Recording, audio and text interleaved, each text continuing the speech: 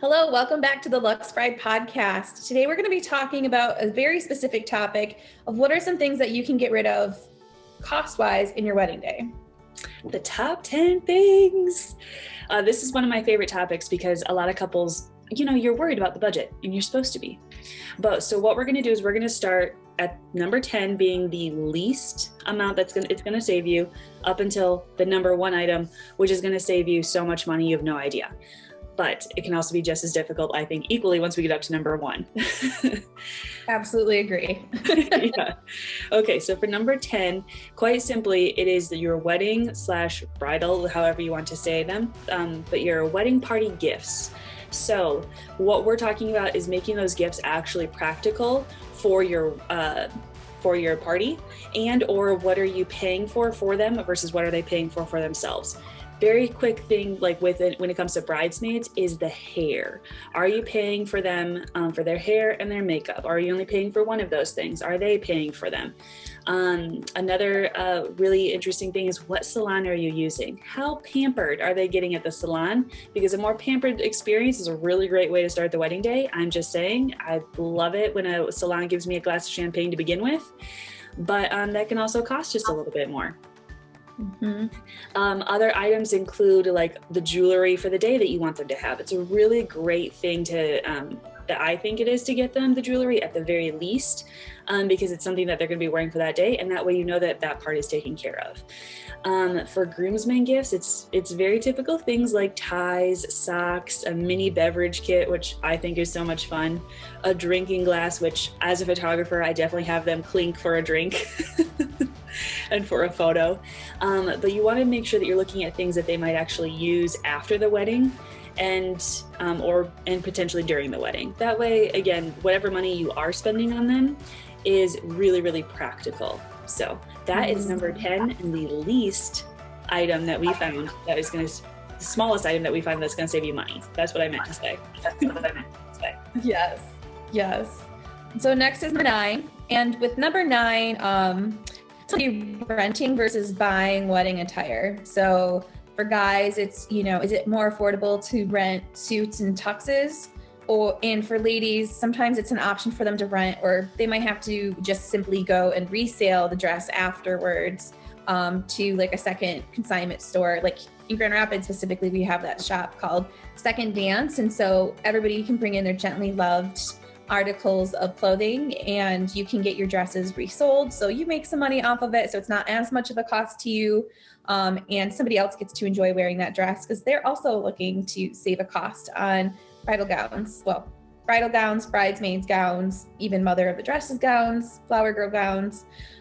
In suits and tuxes, it's more customized for them to have like a whole rental system with that. So you get sized, you pay your money, you go pick up the week of, it's already altered to your size, you wear it, you bring it back, you're done. So guys have a little easier than the ladies do on that aspect. But number 9 is, what can you rent as opposed to buying? All right, and then with number 8, it is what can be repurposed. And we're talking specifically ceremony decor for this one. So you need to be very realistic when it comes to timing and logistics, which Elisa will go into here in a second because she is the queen of all of that. But when it comes to very basic items of ceremony decor, you're looking at any floral designs or any other type of focal design that you have, such as an arch. You're looking at any aisle decor. So if you had something hanging on the chairs or on the back of the chairs or even right down the aisle itself, what can be repurposed from the ceremony to the reception? That's a great way to save cost on actually decorating those two areas of your day. That's what I meant to say. Elisa, can you go into more of like the timing and logistics though? Because again, I just don't understand all of that, but I love what you do. Yeah. So everybody always asks, like, can we use, it's important to be able to reuse whatever you can.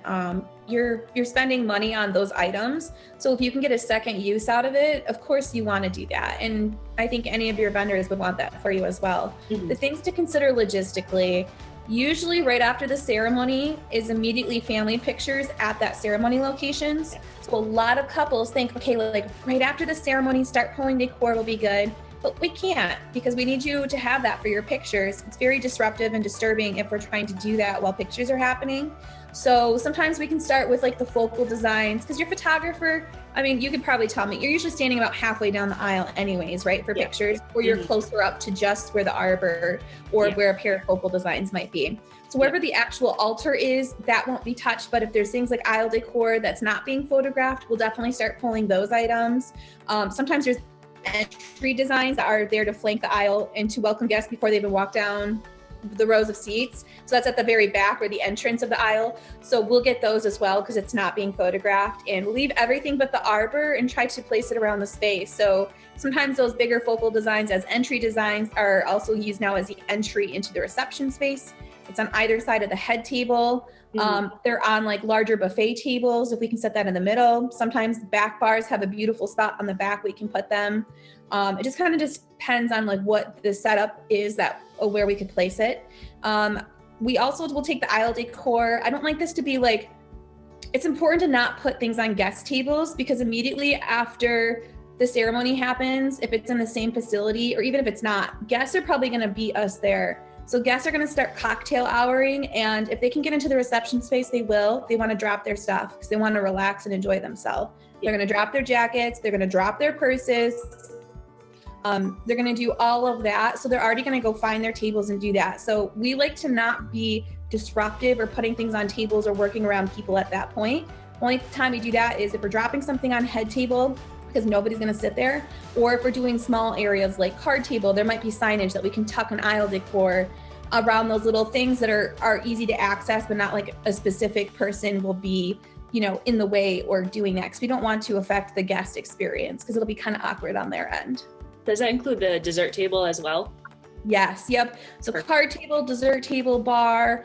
A lot of people have been doing like showier aisle designs that are like on the ground. They're floor standing pieces and they want it behind their cake as like a backdrop. I've had a few requests for this upcoming year for that. So I'm totally here for it. Last year we did some floor standing pieces and we put it on either side of the head table. So it was like a row of like beautiful flowers and greenery and grasses behind them, as well as in front of their table. So it's just kind of like flanked in front of it. So it was kind of a way to make their area feel special when there wasn't as much going on for decor for that. So that was fun.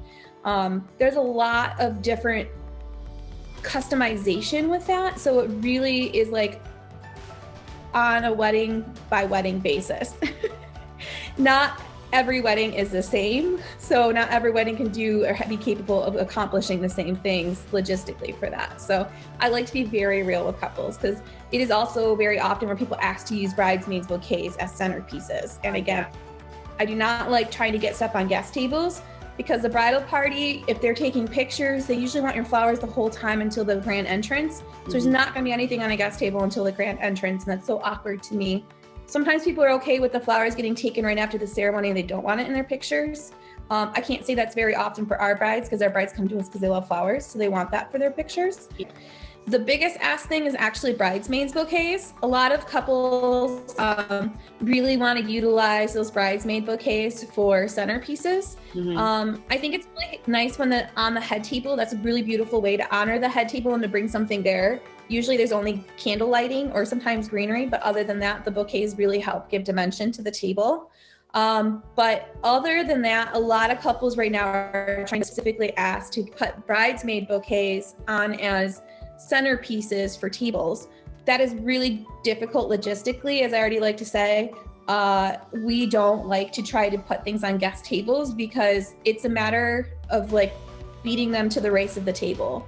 And typically a lot of our brides love flowers, so they're going to want flowers in their pictures. But if you wanted to be able to have bridesmaid bouquets on the guest tables, you need to do it before too much of the cocktail hour happens. So you're going to want family pictures, and then we're going to immediately grab your flowers. Like if we were your coordinator or planner for that day, we would grab your bridesmaid bouquets then, and we would pop them on the guest tables before too many people have found their seats while they're enjoying the cocktail hour. We're going to want to do that as like the very first thing, because once they start sitting down, it's really awkward to have an empty table with nothing on it. It's just an empty vase. So they're going to be like, oh, somebody, like they will make a comment, somebody forgot something here. And I'm sure if we were to place something down while they're sitting, it'd be a comment of like, oh, oh, we were wondering if you forgot about us, you know, like they're going to have some smart of wise crack statement. Yeah. And it's not because it was forgotten. It was like, that was intentional. But when you start to make those things relevant, like when your guests start to realize that, they will comment on it. So I like to do that very, very closed door behind the scenes. You know, they can just see the beautiful part of it, but I don't want them to see all the crazy logistics of things. That's not what we are trying to accomplish here. Yeah, I like that. All right, so for the next one, you are going into that one as well too, because it's another kind of logistical one. Yes, it is another kind of logistical one. So the next one is going to be appetizer and cocktail hour as number 7. So with that, I want you to tell you to never underestimate the power of a charcuterie board. Don't ever. Don't ever underestimate it. It's beautiful. I love that it's trending right now with how Decor is like doing an entire spread, like literally a whole table is like beautifully presented. That doesn't just need to be meat and cheese and crackers, because there might be like dairy, gluten-free, vegan guests that are there. Go with the fresh fruit, the fresh vegetables, make it really an experience and beautiful presentation with it. Supposed to know about charcuterie is that there's also a saving aspect to it. Not only is it beautiful, it's currently trendy right now, and you can make it very appealing. The aspect that's saving you money is that when you do past hors d'oeuvres, it's usually something that has to be hot and cooked, or it's something that is not very tolerant to heat outside. Usually it's like some sort of like seafood dip or something like that that's just like dolloped onto like a baguette or a biscuit piece of bread. And what I want you to know about that is that that's going to take additional wait staff to be able to like walk and stroll around. It is very nice, the fact you don't have to move, somebody's coming to you. So if you're socializing, you don't have to stop that socializing aspect. But it does add on the extra wait staff cost. So that's something that a lot of couples don't really think about as being an added cost for them. All right, and then number 6 is minimize printing and paper goods. So that means things like programs and menus are beautiful, wonderful, and they get thrown away quite often. So even if you wanted to have some programs or some menus, take down that number. Maybe only have 1 or 2 menus per table that can just be sitting upright and people can see. Maybe only have a couple of programs, because not everyone needs a program that is attending your wedding. For example, you know, kids, they don't care about what the program's happening. They're there. You know, you don't need a program for every single person. Or when it comes to your invitations are wonderful and beautiful, but if you go over, the more you add to it, the heavier it is, the more it costs.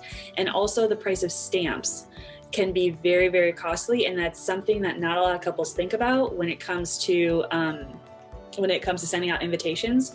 So what we've seen is many couples are moving to doing a mix of both. E-invites, like sending invites through the internet of some kind, and then having still some paper goods for those that would really need it or would really appreciate that. And then also only having invitations for like your photographer, as in me, hi. I would like to photograph your invitation suite for your detail photos, but you don't necessarily need to print off quite as many as you think. So that is number 6, minimizing printing and paper goods. Yes. Number 5 is going to be renting decor. This is an option that is allowing you to be able to rent more items than purchase items. And you're also able to rent more candle lighting, for instance, as opposed to buying more fresh flowers. There is a balance of both. You can absolutely have those, but some couples are really wanting this Pinterest look and they don't have the budget for it. And so the best way to accommodate around that is to rent candle collections and to get your florist to bring greenery for you and have greenery clustered at the base. And maybe half or 2/3 of your wedding is that with candle lighting. And then the other half or a third is fresh flower design, so that you can still have this beautiful fresh flower aspect without breaking the budget that you may have. And this is really helpful if you have a lot of tables. So, you know, if you have a large guest count, you could be talking 15, 20, we've had up to like 32 tables before. When you get into larger weddings, when you're in the hundreds or almost thousands, you're talking about a lot of tables here. Yeah, you are. So it's definitely something to take in consideration and to spend your money wisely. A lot of couples are DIYing and they're buying the product outright, like they're buying their own candle collections and hard goods. I would probably suggest not doing that because you have to clean the product, you have to set up the product, you have to take back the product and figure out what to do with it afterwards. Some couples are like, oh, I'm just going to resell this and we'll make our money back. Some people think they can return it and they cannot. I think it's helpful if you don't even have to worry about any of that and have a company come in and do that for you. It's going to be so much easier for you to not have to worry about that because it still has to get set up. There's still that time of setting up and tearing down and what are you going to do with all the items afterwards. So you should just really let that be something that you can just take off your list or worries, to be honest. Yeah, agreed. Number 4. So we're getting closer to number 1, which is exciting. These are, and again, each time you see one of these, the higher up we go, the more money it's saving you. That's what we have. I just want to remind you of that, basically. Yeah. So yeah. Number 4, money saving tip, wedding favors. We actually suggest that if you want a really great way to save money at your wedding, get rid of wedding favors. Unless they are something that is edible, you might just end up with a whole lot of koozies that have your wonderful name and wedding date on them. But how many koozies do you need of your own name and wedding date? So just keep that in mind. But yes, if you're looking for a money saving tip, wedding favors are a great way to save money. Yep, I would totally agree with that. And next is number 3. This is the big one, dinner. There's a lot that goes into dinner, and guests will talk about your dinner. Only is it a price point, but it's also an experience point that you will hear about from your guests. You can be sure of it. Mm-hmm. So one of the biggest things that we wanted to talk about for pricing with dinner is plated versus buffet style.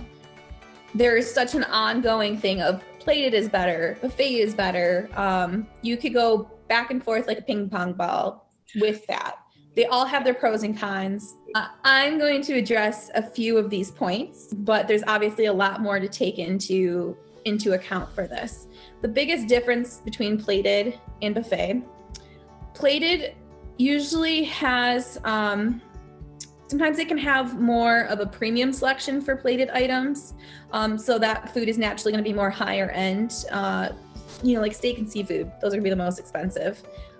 So if you usually have to do more of a custom menu sometimes with plated, not all the time, but that does take in effect the cost.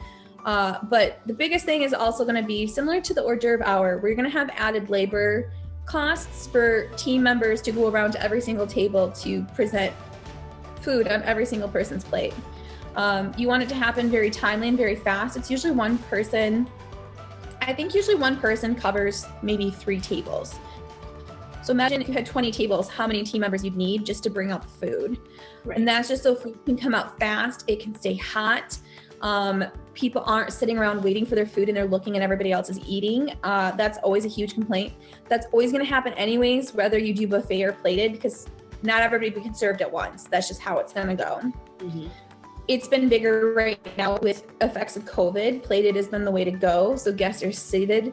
They're seated at the time of being served, or if you go up to buffet, it's one table at a time and somebody is dishing the plate for you. So you only touch the plate. Right. With buffet, where you can get accrued costs is the fact that you are going to over order on what you need for food for consumption. You're ordering bulk quantities of food. So whether you only use 2 scoops out of a tray of potatoes, you still have to buy a whole tray of potatoes, if that makes sense. So usually you get 2 proteins, a starch, and a vegetable. Sometimes dessert and salad or rolls with that. That's basic for buffet. For plated, it's usually your protein source, or if it's a vegan option, an alternative protein source like eggplant or tofu, or seafood if they're pescatarian. But you usually get that, a potato, a starch and a vegetable already pre-served on your plate. But what I want to talk with you about that is that there's so much over order and over consumption of food that can be very wasteful, and it's going to cost you money for something that you might not be even able to use. Especially if it's a destination wedding, you don't need extra food. You're not going to have anywhere to store it. You don't need it. So plated would be the way to go. But that's some of the costs that you need to really take in consideration for dinner. And it's always doing a calculation number game with that. Okay, number 2 is alcohol. And so the things that cost the most is obviously liquor versus beer and wine. Some of the most costly aspects of that are going to be top shelf liquor, top shelf wine, imported beer, and champagne. Some of the lower cost items are going to be house liquor, house wine, domestic beer.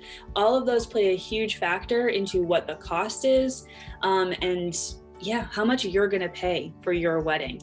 Elisa, if you don't mind, can you go into a little bit more with that too? Because again, this is one of her specialties. I know the basics, and I know I like to drink, but obviously I don't drink at weddings because I'm working. So yeah. So Stephanie was totally on the ball with, the different cost prices for beer, wine, and liquor. Another thing that you may have the choice of, or you might not have the choice of, depending on your bar services, is consumption versus paying per person. Oh, right. Some venues allow you to choose what option you would prefer.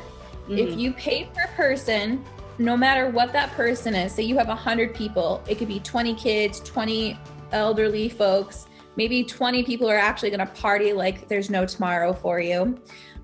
You are going to get charged the same price for every single one of those people, including kids, pregnant attendees. Everybody's going to be charged as if they were drinking. So I like to not go that route. I do not think it is wise to pay per person. Mm-hmm. They're going to make a lot of money off of you at that point. Sometimes you have the choice over this and sometimes you don't. Sometimes that's a deal breaker of booking with the venue because you have to use a certain bar service and you don't like what they have to offer. That's okay. That's something that you need to weigh out. With bar services, I like to pay for what you've consumed, what you used. I think it's really important because you're not overpaying. You're not paying for all those other people that aren't even going to touch a beverage. You're literally paying for what is opened. You might have to buy the whole bottle if it's been opened, or you're only using for what was used and consumed because each bar service is different. If they have to buy specific bottles of things or a keg for you, they're going to charge you for that whole amount. But you get to take that home with you. So you get to have more booze. If it's something that is more of a bar setup on a regular basis, they only charge you for what you've used. They don't even charge you for what has been opened because they're going to use it for the next event. That's probably going to be tomorrow because they probably do like 3 or 4 weddings a weekend and events during the week. So those are huge differences there. And alcohol will change your price almost one of the most things because that's why it's number 2, but it will affect your choices even more so than your dinner. So it really should be considered. You need to understand and talk about all of the aspects of alcohol. And sometimes you need to do that really early in the game if your venue is your bar service. So you need to have those tough conversations so you at least understand what you're paying for, what your money's going at. And with that, we are going to include a link that has an alcohol calculator in the blog post that we will post when this goes live. So you can always look back on our blog at theluxbride.com. There will be a link there for an alcohol calculator to hopefully help. So you know even how much you're going to pay, just the basics of things. Yeah, we love the alcohol calculator. We love it. And another suggestion that was in there is, if you can ask for like the best of both worlds, you can customize your services. So if you wanted to do the beer and wine and have like 1 or 2 like specialty cocktail drinks, like a his and hers custom drink, totally do that. It'll be really affordable as opposed to like a full bar, and you can still have some liquor available if you don't want it just to be beer and wine. So we really ask you to do that and to have fun with that part of it too. I think that's my favorite combo because when you have the specialty drinks, like one of my last couples, they labeled their drinks after their 2 dogs, and it was like, what are their personalities like? But it was super cute. It was adorable. But it was a really great way, again, for them to have beer, wine, and liquor at their wedding. Yeah, I think it's nice to have the combination of all of that. Yeah. Okay. And so now that presents, drum roll please. My screen shakes. Number 1 on our list is guest count. As easy as that. I know, super anticlimactic, but your guest count. your gas count is going to affect every single thing that we just talked about. And the most affordable way to minimize your expenses for your wedding day is to have less people that you have to tend to, take care of, and pay for your wedding day. Yep. As simple as that. And we get it. We get it. You might not want to hear that. Go ahead. What were you going to say? No, it's okay. I was going to say you have less meals to worry about, less beverages to worry about, less tables to worry about, and that's going to affect over half of what we said. Pretty much the only thing it doesn't affect is your bridal party, but it might if you have less people standing up for you. So this is just really important to take in considerations. That's why you see so many micro weddings and there's another name for it. Sorry. There's micro weddings and there's like, I can't think of the name. Micro weddings and elopements, they are different. I think it's like a mini moni, which is like just a ceremony and not a reception or anything as well. Yeah. But you're going to see that becoming more of a trend. That's started happening before COVID, but it's even happening more now because of COVID, because of guest counts. But it's such a trend because you don't have to spend as much money, or if you're a little bit more shy, you don't have to worry about being in front of as many people. It's okay to go intimate, and I think it's really important to treat those intimate few that you choose to have surrounding you on your wedding day, to treat them, make it an experience, make it a weekend maybe. You can do a lot more and make it more personal and more special when there's less people, because it's less of a cost for you. Yep. Guest count. It's the number one thing. Simple as that. And we're talking kids too. So like, you can minimize expenses with kids because they're probably not going to eat half of what's on their plate, and they're not going to drink alcohol. So they shouldn't be charged if you're paying per person. Then they really should be very minimal on kids. It's okay to have like specific family members. You can invite their kids if you would like to have them as part of your wedding ceremony and you come there for dinner, but it's okay to put on your invitation to know that it's an adult only event, and that's just to help on cost and the overall atmosphere. And it's okay if you feel a little selfish, it's okay to do that for yourself and for your budget. So I feel like I'm like wedding preaching right now. Sorry, I'm like excited and serious. But these are really important, and it's something that you should really take in and think about how that will affect you and what you really want for your wedding day. It's always going to be a numbers game for budgets. But these are just what we've known that we've seen work in ways to cut down on cost. And so we hope that this has been helpful for you. And we hope that you can have the wedding that you want at the budget that you're able to have it. And you're not taken by surprise because we've helped you with some of those solutions. That's the goal. All right. So thank you so much for tuning in this week. Next week, we are going to be talking about the very basics of a ceremony. So what are the key items that you need included in that? In the ceremony, and you might be a little bit surprised, you might forget a couple of things, but then that's what we're talking about. That's why we're here. Yep. Ceremony is probably one of the most overlooked items, and it's one of the most important. I say items like it's a thing. I mean, it is, but it's an experience.